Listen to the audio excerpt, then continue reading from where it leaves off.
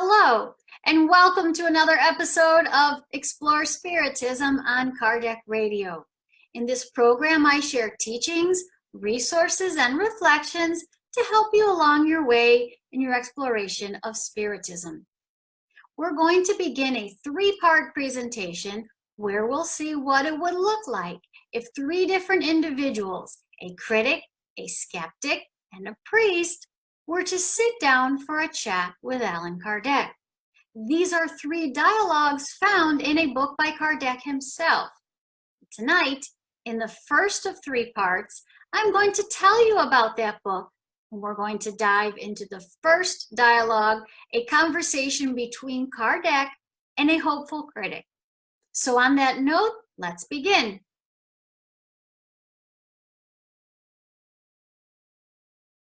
In tonight's program, we're going to look at a book called What is Spiritism?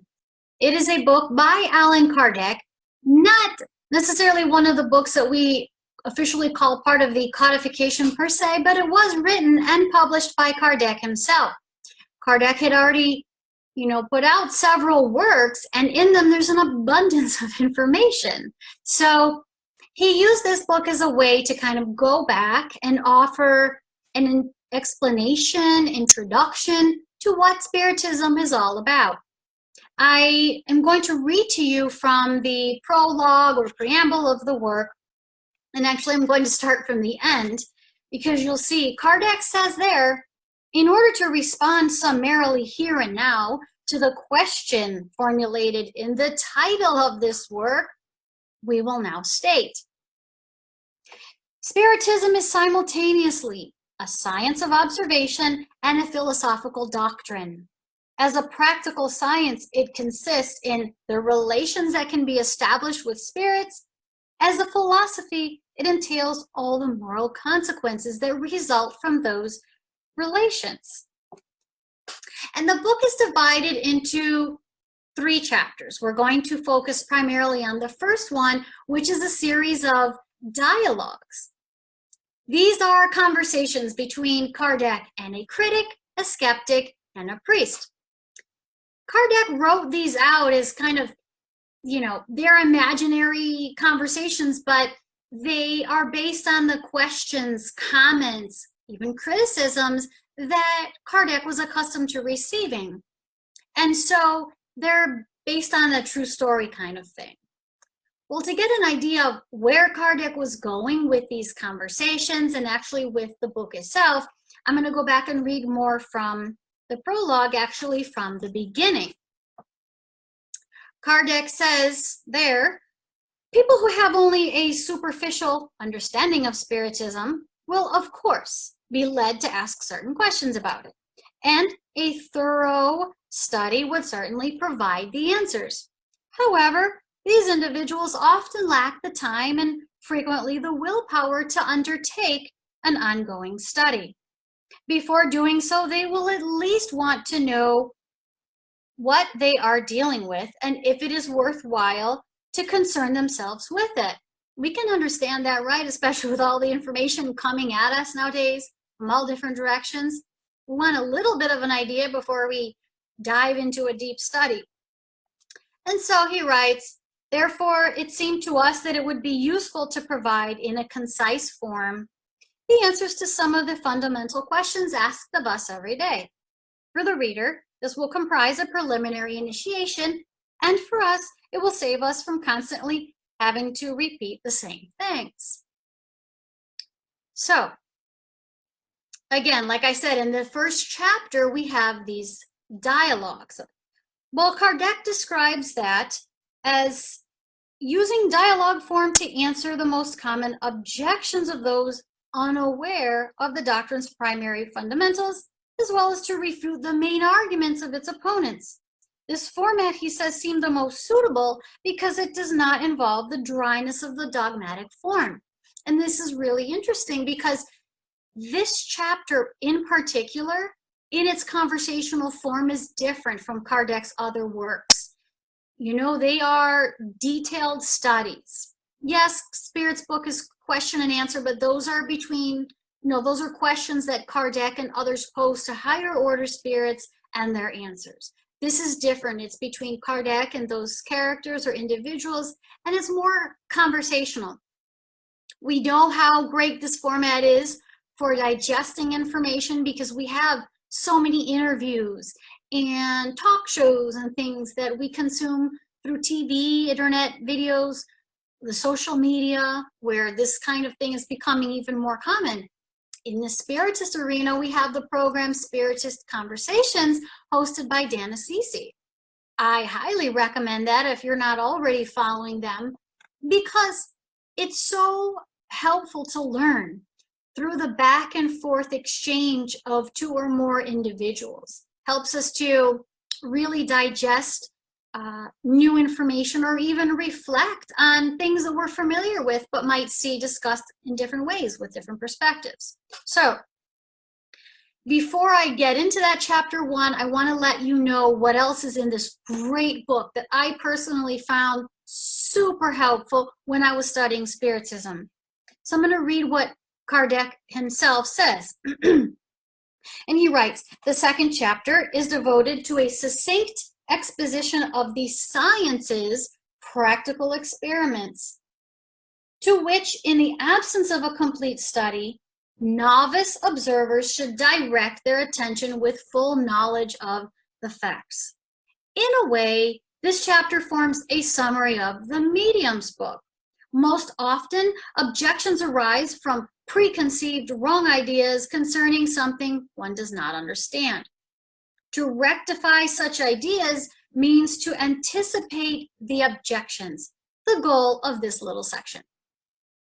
And then, regarding the third chapter, he says the third chapter may be regarded as a summary of the Spirit's book, which contains the Spiritist doctrine's solution to a number of problems of great psychological, moral, and philosophical interest, problems posed daily and for which no philosophy has yet provided any satisfactory solution.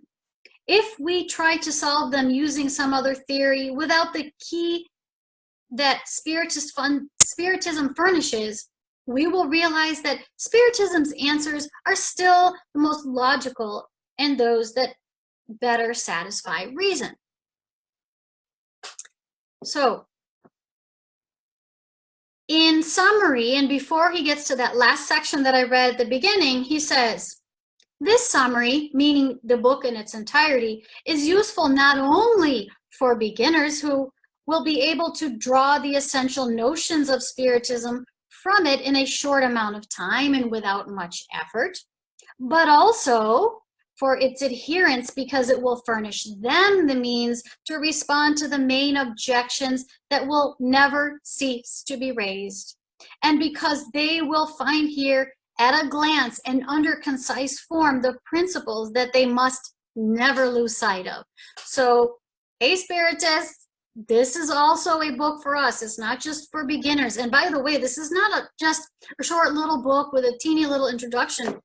There's a lot of information, but the way that it's presented really makes it easy and friendly to consume. So again, I highly recommend it. But let's dive in now to those dialogues that I referred to. So we have a critic, a skeptic, and a priest that are going to come to Kardec and ask him all kinds of questions. So first comes the critic.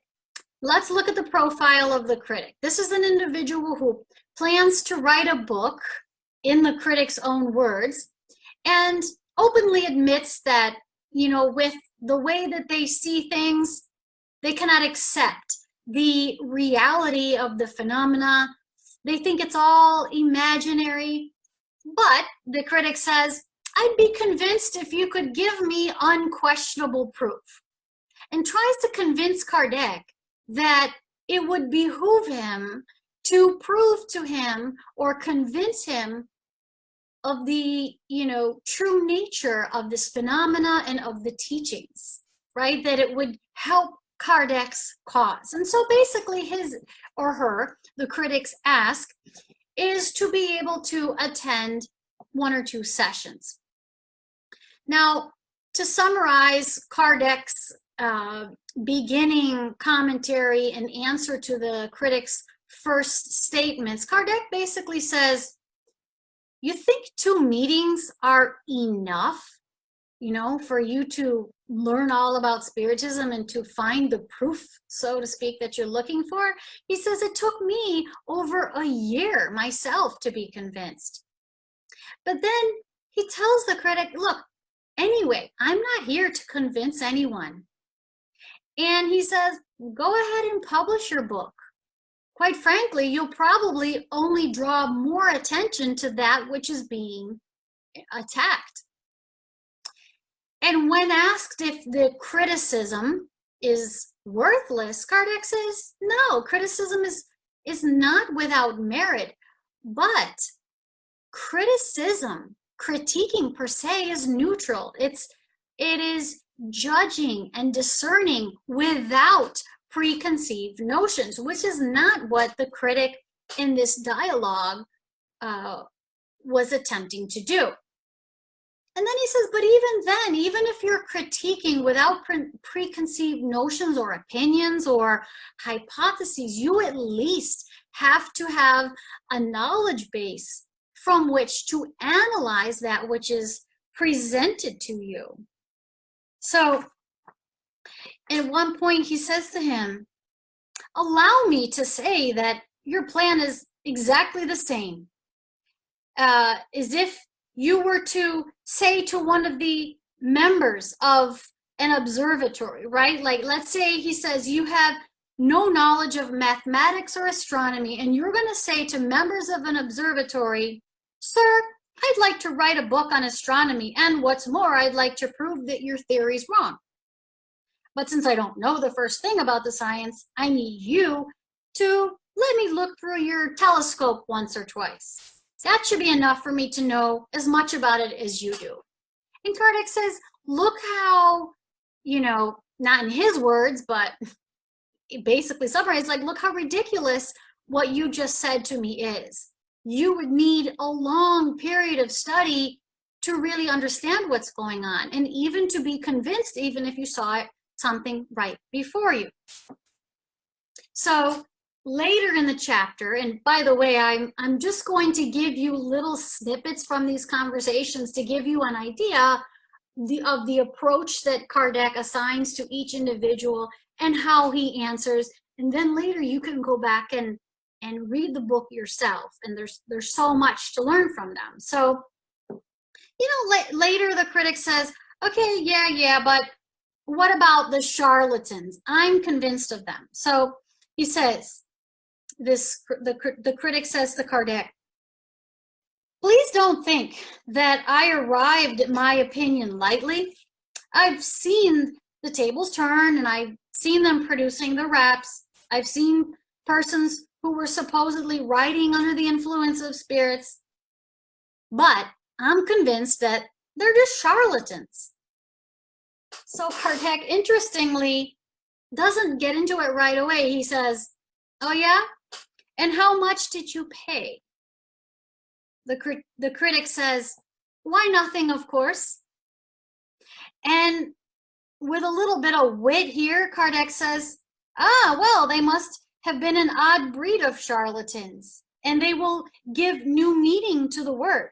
Because until now, no one has ever seen a charlatan who was in it for the money.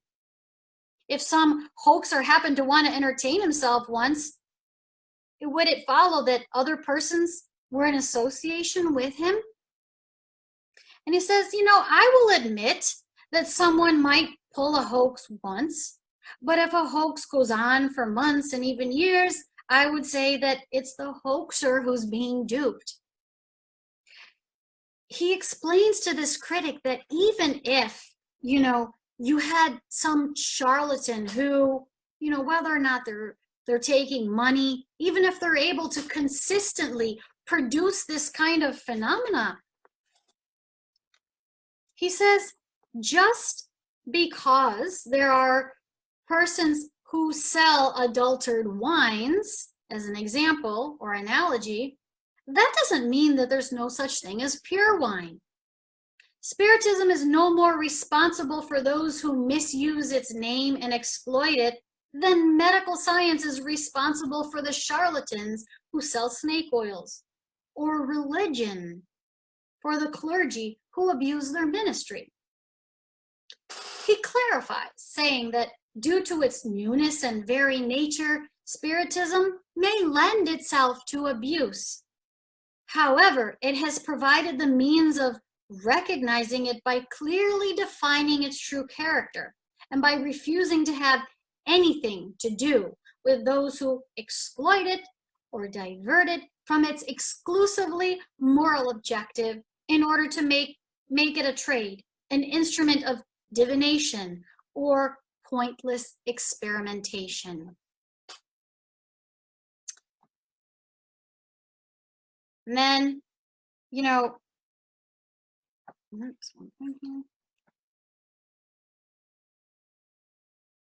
the critic, after listening to some responses and Kardec to some of his other questions, he goes, okay, all right, but if you won't let me attend one of your sessions, if you don't let the public in, because remember, that's the critic's main concern here, he said that you're only preaching to the converted. What's the point in that?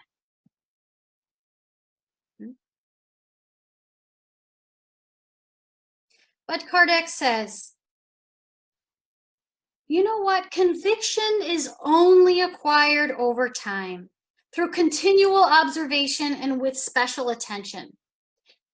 Spirit phenomena, he says, differ essentially from those displayed in the exact sciences. And this is a really important point. He goes, they cannot be produced at will. The spirits have a mind of their own, right? He says, we must seize them when they occur. Only by observing them a great deal and for a long time can we discover a drove of proofs that were not apparent at first glance, especially if we're not familiar with the conditions in which they might occur. And even more so when we come with a biased attitude. For diligent and thoughtful observers, the proofs abound. And then piecing together some of Kardec's additional comments, you know, he basically adds what he summarizes here. What you might see by chance without presenting continuity or any necessary connection will be of light understanding to you. So learn the theory first, read and ponder the literature that deals with this science, and then when the circumstances arise to observe or act by yourself, you'll understand them, unhampered by the order in which the phenomena occur, because nothing will be strange to you. That, sir, is what I advise all who say they want to learn. And by their response, it is easy to tell if they're motivated by something other than mere curiosity. So this is interesting because we have a lot of people that, you know, are still really just looking for the phenomena. And I understand that the phenomena is fascinating and interesting, but people can get disappointed if they go to a Spiritist center, even today, just wanting to go in and see a Spiritist meeting, see spirits communicating or manifesting in some way. That's not the case. You know, when you go to meetings at a center, it's really a lot about studying Spiritism. And yes, there are sessions where mediumship is applied to help people and help spirits, discarnate spirits.